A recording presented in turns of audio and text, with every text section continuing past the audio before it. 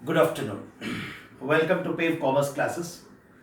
आज chapter number 1 economics का हम लास्ट वीडियो करेंगे। Chapter number 1 is Indian economy on the eve of independence. पहले वीडियोस में हमने देखा वेरियस टॉपिक्स, जिसमें मोस्ट इंपॉर्टेंटली फर्स्ट टॉपिक था जिसपे हमने डिटेल में किया, और उस वीडियो में ही हमने ऑलमोस्ट पूरे चैप्टर का हमने सिनॉप्सिस देखा। जिन्होंने फर्स्ट वीडियो नहीं देखा, I would request them to go through my first video so that the gist of the first chapter you can have it in that particular video. इस video में हम primarily दो ही topic करेंगे, और rather तुम बोल सकते हो यदि दूसरे टॉपिक को हम तोड़ देते हैं तो हम कह सकते हैं हम तीसरा टॉपिक भी करेंगे। वैसे देखा जाए मोस्ट इंपॉर्टेंटली टू टॉपिक्स है, occupational structure on the eve of independence और पॉजिटिव इंपैक्ट। अच्छा, पॉजिटिव इंपैक्ट भी था ब्रिटिश रूल का, हाँ थोड़ा बहुत पॉजिटिव इंपैक्ट भी था, उसके बारे में देखेंगे। सो फर्स्ट टॉपिक है occupational structure on the eve of independence. On the eve of independence वाले दिन 1947 में ऑक्यूपेशनल स्ट्रक्चर, अभी देखते हैं ऑक्यूपेशनल स्ट्रक्चर का मीनिंग क्या है। और उसके अलावा एक दूसरा टॉपिक है positive impacts of British rule India. British rule में इंडिया में कोई पॉजिटिव भी हुआ क्या? उन्होंने अच्छा भी काम किया? अरे अच्छा काम किया कुछ नहीं, उन्होंने अपने फायदे के लिए किया, वो अच्छा काम हमारे लिए हो गया। पॉजिटिव एस्पेक्ट रहा क्योंकि उन्होंने अपने फायदे के लिए रेलवेज बनाया, अपने फायदे के लिए पोस्ट टेलीग्राफ्स बनाया, अपने फायदे के लिए रोडवेज बनाया। वो सब ऑब्वियसली जब वो यहां से छोड़ के गए, लेके थोड़ी गए, उसे यहीं छोड़ के चले गए, तो ऑब्वियसली क्या है, उनके ब्रिटिश रूल के अपने फायदे के लिए जो भी उन्होंने बनाए थे, जैसे पोर्ट्स बनाए थे, रोडवेज को अच्छी तरीके से लिंक कर दिया था, रेलवेज को अपने फायदे के लिए जहां जहां लिंक किया, वो सब यहां से लेकर तो नहीं गए, यहीं छोड़ के गए। वही बेसिकली हमारा क्या होगा, पॉजिटिव एस्पेक्ट्स है। इसी का एक टुकड़ा, एक पॉइंट हो सकता है positive impact of railways in India. तो बेसिकली यदि हम इस टॉपिक को कर लें, मोटा मोटी ऑटोमेटिकली ये वाला भी टॉपिक हमारा हो जाता है। सबसे पहले समझते हैं ऑक्यूपेशनल स्ट्रक्चर का मीनिंग क्या है। वर्किंग एम्प्लॉयमेंट किस पर काम कर रही थी?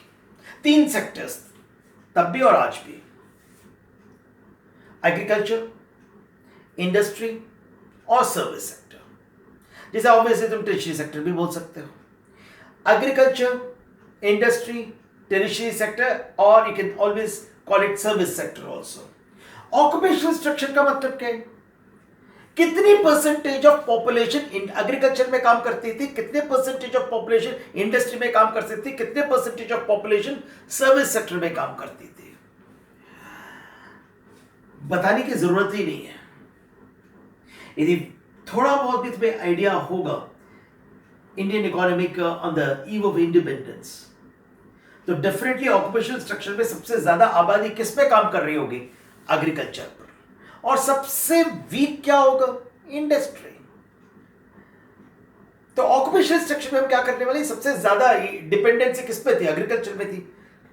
सबसे ज्यादा लोग किस पे काम करते थे? एग्रीकल्चर पे काम करते थे। और इनफैक्ट एग्रीकल्चर में हमने ऑलरेडी देखा कि जब एग्रीकल्चर के टॉपिक पे देखा कि वो ओवर एम्प्लॉयड था।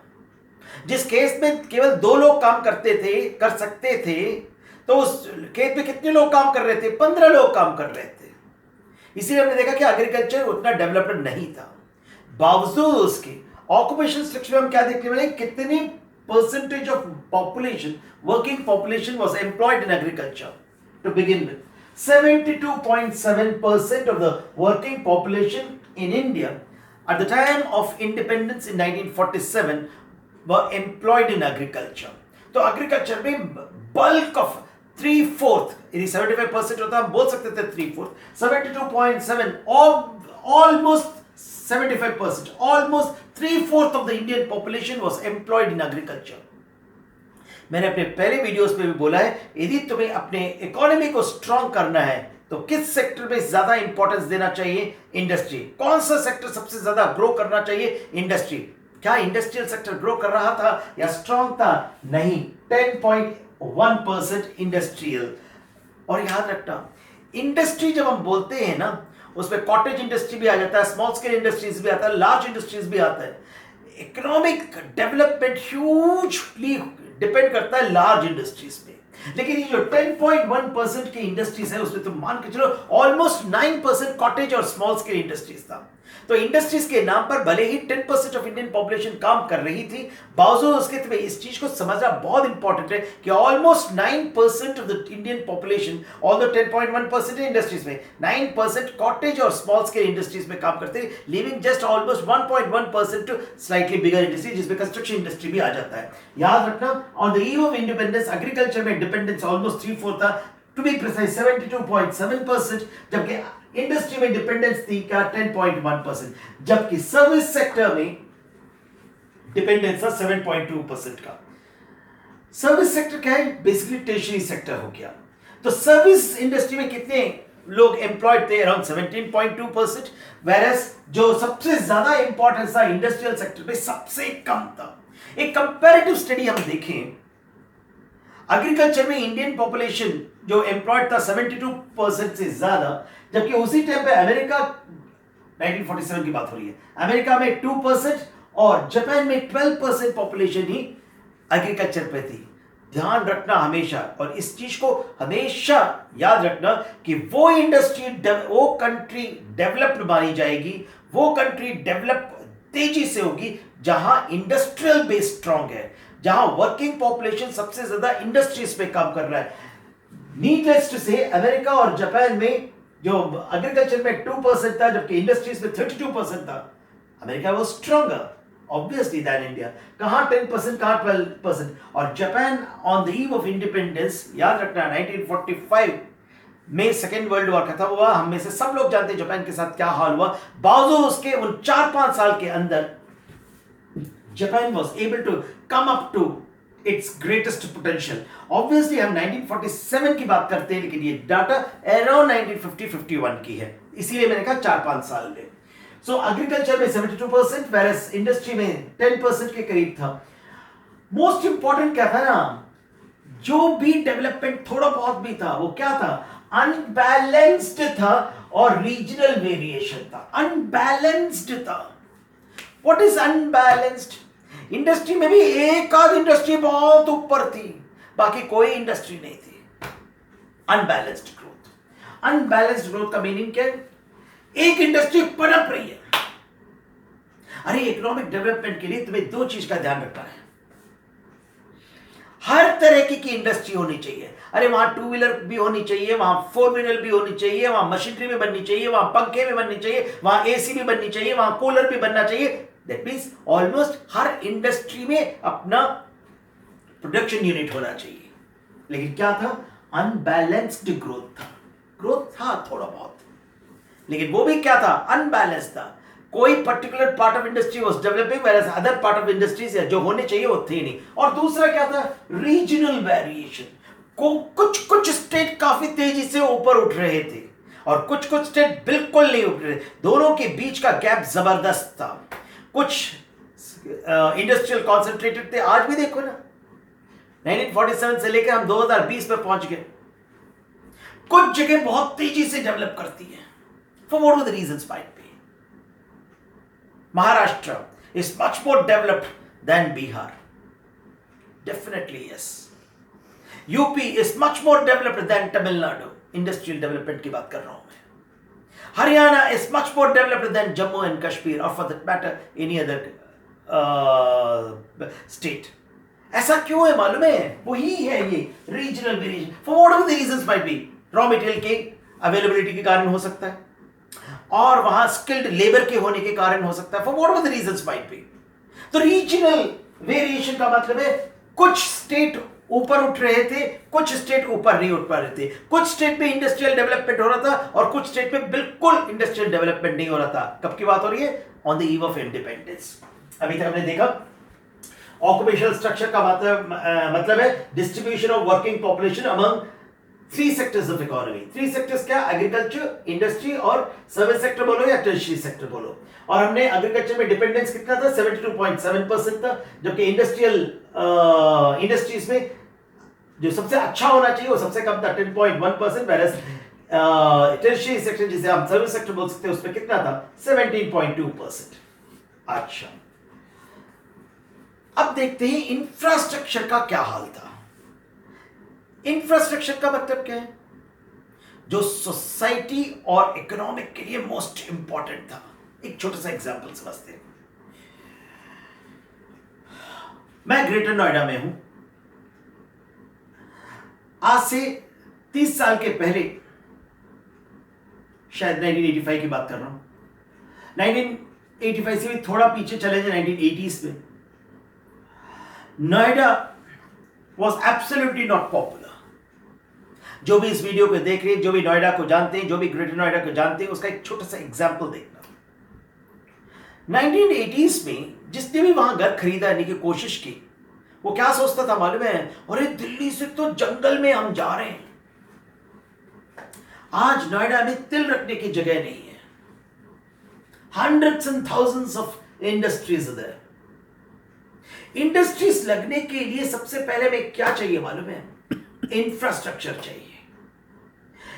गवर्नमेंट का काम क्या है मालूम है? इंफ्रास्ट्रक्चर को डेवलप कर देती है। जैसे नोएडा को डेवलप गवर्नमेंट ने इनडायरेक्टली किया, डायरेक्टली किसने किया? वहां के प्राइवेट एंटरप्रेन्योर्स ने किया। प्राइवेट एंटरप्रेन्योर कब आके बिजनेस लगाएगा? जब वो देखता है कि यार सड़कें हैं, इंफ्रास्ट्रक्चर, वहां स्कूल है। यदि कोई आके इंडस्ट्री लगाता है तो उसके बच्चे स्कूल में पढ़ने के लिए जाएंगे या नहीं जाएंगे? डेफिनेटली। तो नोएडा में 1980s में ऐसा कुछ भी नहीं था जब डेवलप करने की स्थिति पे थे। तो गवर्नमेंट ने क्या किया? रोड्स बनाए, स्कूल्स बनाए, हॉस्पिटल्स बनाए, इलेक्ट्रिसिटी लेके आए। What exactly these are infrastructure. तो इंफ्रास्ट्रक्चर क्या है मालूम है? बैकबोन है ऑफ इंडस्ट्री। जहां इंफ्रास्ट्रक्चर, जंगल में जाके कोई इंडस्ट्री लगाएगा क्या? बिल्कुल नहीं लगाएगा। अरे क्यों नहीं लगाएगा? इंफ्रास्ट्रक्चर नहीं है। अरे उसी जंगल में जाकर सड़क बना दे, उसी जंगल में जाकर पानी की फैसिलिटी दे दे, उसी जंगल में जाकर स्कूल बना दे, उसी जंगल में जाकर एक्सीलेंट हॉस्पिटलाइजेशन दे दे। अरे तुम 2 साल में देखो वो जंगल बिल्कुल मंगल हो जाएगा। हाँ, that is what is the importance of infrastructure.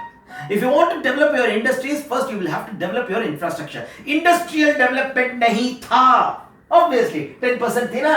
अरे क्यों नहीं था? उसका बहुत इंपॉर्टेंट रीजन ये भी था कि इंफ्रास्ट्रक्चर था ही नहीं या ना के बराबर था। तो what we are going to see in infrastructure is on the eve of independence, infrastructure। हम रोड्स की बात कर रहे हैं, हम रेलवेज की बात कर रहे हैं, हम पोस्ट एंड टेलीग्राफ्स की बात कर रहे हैं। ये सब क्या थे? रोड्स था, रेलवेज था, अरे पोस्ट एंड टेलीग्राफ भी था। लेकिन ये सब कैसे थे मालूम है? ब्रिटिशर्स ने बनाए थे। अच्छा, ब्रिटिशर्स तो वैसे ही अपने फायदे के लिए सब कुछ करता था। तो ये तीनों चीज उसने किस लिए किया होगा? इंफ्रास्ट्रक्चर कैसे डेवलप किया होगा? अपने फायदे के लिए। देखो, roads to mobilise army within India and to transport raw material to ports। कच्चे माल को नजदीकी पोर्ट्स के पास ले जाने के लिए, ताकि वो यहां से रॉ मटेरियल को कहां लेके चला जाए? अपने देश लेके चला जाए। तो जो भी रोड उसने डेवलप किया, जो भी उसने रेलवे डेवलप किया, अपने फायदे के लिए डेवलप किया। कैसे डेवलप किया? Obviously mobilise army. ऑब्वियसली एक रजवाड़े से दूसरे रजवाड़े को लड़ाने के लिए, या अपने कॉन्स्टिट्यूशन को, अपने आर्मी को स्ट्रॉन्ग करने के लिए, ताकि अपने फायदे के लिए उस आर्मी को किस तरीके से यूज करें, उसे मोबिलाइज करने के लिए। Plus most importantly, Britishers basically क्या थे मालूम है? बिजनेसमैन थे। अपने फायदे के लिए वो कुछ भी कर लेता था। तो इसीलिए उसने क्या किया? पोर्ट्स को पहुंचाने के लिए उसने रोडवेज को लिंक किया। रेलवेज का क्या हाल चलता? To transport finished goods from Britain to the interior parts of India. Roadways कैसे डेवलप किया? ताकि पोर्ट आराम से हमारा रॉ मटेरियल पहुंच जाए, ताकि यहां से वो। लेकिन रेलवेज उसने कैसे डेवलप किया? ताकि नुक एंड कॉर्नर उसका फिनिश्ड प्रोडक्ट पहुंचे। बहुत ध्यान से समझना। रोडवेज कैसे डेवलप किया? उन्हीं जगहों में रोडवेज को उसने डेवलप किया जहां उसका रॉ मटेरियल था, या रॉ मटेरियल नियरेस्ट पोर्ट के पास पहुंच सकता था। लेकिन रेलवेज उसने कैसे डेवलप किया? अरे उसका फिनिश्ड गुड्स तो केवल एक पर्टिकुलर जगह थोड़ी बिकना है। रॉ मटेरियल एक पर्टिकुलर जगह ही उगना था, और जहां जहां उग सकता था वहां उसने रोडवेज को डेवलप किया। लेकिन रेलवेज को उसने ऑलमोस्ट नुक एंड कॉर्नर ऑफ इंडिया, जहां जहां वो अपने प्रोडक्ट को बेच सकता था, उन सभी जगहों उसने डेवलप किया। To widen size of market. Point number A leads to point number B. सामान बेचना था, इसका मतलब क्या है? Widen of market. कौन सा मार्केट? फिनिश्ड प्रोडक्ट का। तो रोडवेज को उसने अलग तरीके से अलग ऑब्जेक्टिव के लिए डेवलप किया और रेलवेज को उसने अलग ऑब्जेक्टिव से डेवलप किया, इसीलिए इन दोनों का डेवलपमेंट भी बिल्कुल अलग अलग था। देन पोस्ट एंड टेलीग्राफ किस चीज के लिए उसने डेवलप किया? To increase administrative efficiency. What is administrative efficiency? अपने काम काज को क्विकली करने के लिए। पोस्ट एंड टेलीग्राफ बेसिकली हम ऑब्वियसली पोस्टल की बात कर रहे हैं, हाँ इंपॉर्टेंट टेलेक्स और टेलीग्राफ्स की बात कर रहे हैं। क्विकली डिसीजन एक कॉर्नर से दूसरे कॉर्नर। आज के दिन में हम ईमेल कर रहे हैं, उस जमाने में ईमेल कुछ नहीं हुआ करता था। क्या होता था? टेलीग्राम हुआ करता था। तुम्हें से बहुत ने शायद टेलीग्राम का नाम तक नहीं सुना होगा। If you go and ask your parents they will probably tell you what exactly telegram was. उस जमाने में क्विकेस्ट जो कम्युनिकेशन होता था टेलीग्राम था। मोबाइल सर्विसेज नहीं थे। मोबाइल हम कब की बात कर रहे हैं? 1947, 1950, 51, 55, 60, 65, 70, 75, 80 तकरीबन 80 तक भी फोन तक, लैंडलाइन की बात कर रहा हूं, लैंडलाइन तक नहीं हुआ करता था बहुतों के घर। All of a sudden 1980s के बाद एक बूम आया। बूम के बाद धीरे धीरे धीरे हर एक लोगों ने मोबाइल तो नहीं, लैंडलाइन लगाना शुरू किया। तो जो सुन रहे हैं इस लेक्चर को, उनमें से if you go back and ask your parents, most of the parents will tell you नहीं, when I was at the age of around 15, 16, जिस एज के आप लोग हैं, बहुतों के पेरेंट्स के पास मोबाइल लैंडलाइन फोन भी नहीं रहा होगा। तो उस जमाने में क्या था? मोस्ट इंपॉर्टेंटली एडमिनिस्ट्रेटिव एफिशिएंसी का मतलब क्या है? टेलेक्स एक मशीन होती थी, यहां टाइप करो दूसरी जगह सुनाई देती थी। वैसे ही दूसरा क्या? Telegram. Basically post and Telegram जो उन्होंने, इसके अलावा भी बहुत सारी चीजें हैं, लेकिन इंपॉर्टेंटली उन्होंने अपने एडमिनिस्ट्रेटिव एफिशिएंसी के लिए क्विक डिसीजन के लिए उन्होंने बनाया। पोर्ट्स क्या था? To export raw material to Britain, to import finished goods India. तो पोर्ट कौन कौन से डेवलप किए? जो उनके कंट्री को इजीली अप्रोच कर सकता था, उन पोर्ट्स को उन्होंने डेवलप किया।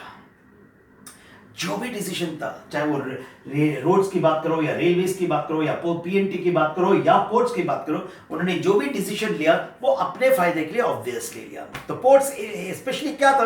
यहां से एक्सपोर्ट करना था किसको? रॉ मटेरियल को। वहां से इंपोर्ट करना था किसको? फिनिश्ड गुड्स को। तो basically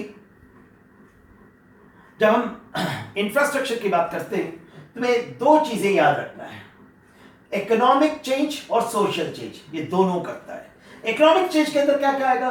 transport, economic change, communication, power, banking, इन सबों को इकोनॉमिक चेंज क्यों करते हैं? अरे तुम्हारे कंट्री में इंडस्ट्रीज यदि डेवलप करने हैं तो तुम्हें ट्रांसपोर्ट, रोड बेस को, रेल बेस को डेवलप करना पड़ेगा, कम्युनिकेशन को डेवलप करना पड़ेगा, पावर जनरेशन को, एनर्जी को डेवलप करना पड़ेगा। इंडस्ट्री लगा रहे हो लेकिन बिजली नहीं है तो कौन सी इंडस्ट्री चल जाएगी? बैंकिंग, लोन देना पड़ेगा obviously. Most of the entrepreneurs they don't have money. वो किसके ऊपर डिपेंड करते हैं इन्वेस्टमेंट के लिए? बैंकिंग के लिए। सो ये चारों क्या है? बिजनेस को सपोर्ट करने के कारण हम इसको क्या बोलते हैं? Economic change. अच्छा, इकोनॉमिक चेंज हो जाए तो क्या इंडस्ट्री बदलेगी? नहीं, अरे सोसाइटी को भी चेंज होना है। सोसाइटी कैसे चेंज होगा? नॉलेज से होगा। What is that? Education, social change. जो ट्रेडिशनल से लेकर मॉडर्न बनाना पड़ेगा, ट्रेडिशनल आउटलुक से मॉडर्न आउटलुक लेकर आना पड़ेगा। क्या कौन करेगा? एजुकेशन। और क्या है? हाउसिंग। और क्या है? हेल्थ। मैं पढ़ लिख रहा हूं लेकिन मेरी हेल्थ बिल्कुल खराब है।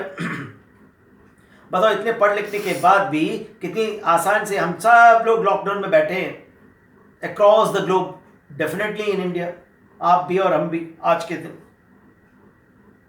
बताओ, दो साबुन का झाग एक वायरस को मार देता है, लेकिन आज भी पूरे वर्ल्ड में उसके एक वैक्सीनेशन या एक दवाई नहीं है। साबुन का झाग मार देगा उस वायरस को, लेकिन वैक्सीन नहीं है।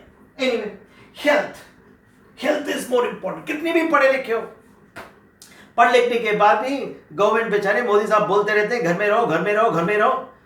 कितने लोग हम ऐसे घर में रहते हैं ये भी देखो। Anyway, what is that? Education. Education उतना इंपॉर्टेंट है जितना हमारा हेल्थ केयर है। So that is what is called social change. Society को चेंज करता है ऐसे इंफ्रास्ट्रक्चर, ऐसे सर्विसेज। और इकोनॉमिक के लिए बैकबोन है बैंकिंग, इकोनॉमिक के लिए बैकबोन है इलेक्ट्रिसिटी, इकोनॉमिक के लिए बैकबोन है ट्रांसपोर्टेशन, इकोनॉमिक के लिए बैकबोन है communication. So these are referred as economic change and these are referred as social change. Then अरे ब्रिटिशर्स की हुकूमत के लिए इंडिया के लिए कुछ पॉजिटिव एस्पेक्ट्स भी हुआ। बैक टू बैक दो छोटे छोटे टॉपिक हम कर रहे हैं, both are equally important for the boards. First, positive impact of British rule in India. सबसे पहले कमर्शियल आउटलुक। क्या फार्मर्स है, पहले फार्मर क्या करते थे ब्रिटिशर्स के आने के पहले, मालूम है हमने जो फर्स्ट वीडियो में किया, अपने खाने पीने के लिए करते थे। तो गेहूं उगाते थे, चावल उगाते थे, दाल उगाते थे, सरसों उगाते थे, ऑब्वियसली खाने पीने के लिए। लेकिन ब्रिटिशर्स ने आके क्या हमें सिखाया, गलत सिखाया, अच्छा सिखाया, हम उसकी बात ही नहीं कर रहे। उन्होंने कहा कि यार खाने पीने की चीजें छोड़ो, कमर्शियल क्रॉप्स बनाओ। That is what is called commercial crops. Indigo most important जो हमने ऑलरेडी पढ़ा है। इंडिगो क्या है, कमर्शियल क्रॉप्स है। तो बेसिकली कहां से हमने शिफ्ट किया, ट्रेडिशनल क्रॉप सेल्फ कंजम्पशन से हमने कमर्शियल कंजम्पशन की तरफ स्टार्ट किया। बहुत मोस्ट इंपॉर्टेंट एक इंपैक्ट था। Second, new opportunities of employment. अरे रेलवेज हुआ तो रेलवे में एम्प्लॉयमेंट मिला या नहीं मिला? बिल्कुल, रेलवे ऑब्वियसली ब्रिटिशर्स की देन है, किसी भी पर्पस के लिए, अपने फायदे के लिए। लेकिन जब ब्रिटिश ने रेलवे बिछाया होगा तो सोच के देखो ना, लंदन से और इंग्लैंड से थोड़ी लेके आया होगा अपने वर्कर्स को, यहाँ के वर्कर्स को। लंदन से थोड़ी किसी इंजीनियर को पकड़ के लेके आया, एक आध लेके आया होगा कि इंजीनियर किसने काम किया होगा, इंडियन ने। तो इंडियन का न्यू अपॉर्चुनिटीज हुआ है, नहीं हुआ? कंट्रोल ऑफ फेमिन्स, बहुत इंपॉर्टेंट पॉइंट है। रेलवे आज के दिन है, एक जगह बहुत जबरदस्त बारिश होगी और एक जगह बिल्कुल बारिश नहीं हुई, तो क्या होगा? जहां बारिश हो गई जबरदस्त, फसल खराब। जहां बिल्कुल बारिश नहीं हुई, वहां भी फसल खराब। सोच के देखो, रेलवे और रोडवेज आज के दिन नहीं होते तो वो तो भूखे मर जाते। बिल्कुल भाई, ज्यादा बारिश, देखो फार्मर्स की कंडीशन देखो, ज्यादा बारिश तो तबाह, कम बारिश तो तबाह। फेमीन और फ्लड, इन दोनों से हेडिंग तुम्हारे बुक का फेमीन है, लेकिन उसमें तुम क्या जोड़ सकते हो? फ्लड भी जोड़ सकते हो। तो क्या है, फ्लड भी हो गया, फेमीन भी होगा, इन दोनों से क्या होगा? कंट्रोल कर सकते हो। अरे एक पर्टिकुलर जगह में फेमीन हुआ ना, एक पर्टिकुलर स्टेट में फेमीन हुआ, एक पर्टिकुलर स्टेट में बाढ़ आ गया, कोई बात नहीं, दूसरे स्टेट से खाना मंगवा लो ना, दूसरे स्टेट से बाकी सब काम मंगवा लो ना। कहां से?